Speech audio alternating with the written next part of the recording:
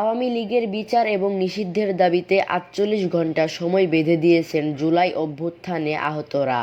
দাবি আদায় না হলে সারা দেশ থেকে ঢাকামুখী হয়ে আরেকটি গণ অভ্যুত্থানের হুঁশিয়ারি দিয়েছেন তারা।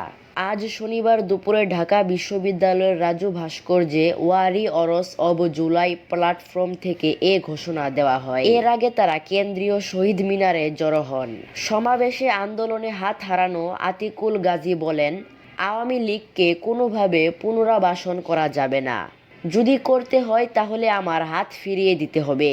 ২,০০০ শহীদ এবং ৩০,০০০ আহতদের সুস্থ করে দিতে হবে। তিনি বলেন, আওয়ামী লীগের পুনরাবাসন কোনোভাবেই করতে দেব না।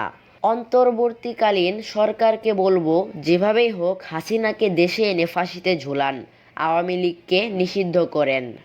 হাসানুর রহমান বলেন, এই বাংলার মাটিতে যতদিন বেঁচে আছি ততদিন আওয়ামী লীগ ও খুনি হাসিনার বাংলার মাটিতে জায়গা হবে না।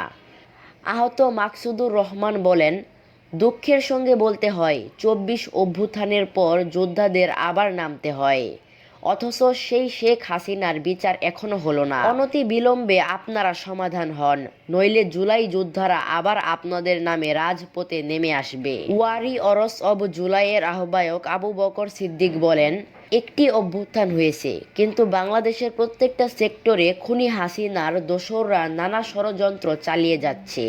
২,০০০ লাশ এবং হাজারো আহতের অঙ্গহানির উপর রাষ্ট্র দাঁড়িয়ে আছে। অবিলম্বে খুনি হাসিনার বিচার নিশ্চিত করতে হবে। আওয়ামী লীগকে নিষিদ্ধ করে বিচারের মুখোমুখি করতে হবে। খবর বিশ্ব বাংলা, ঢাকা।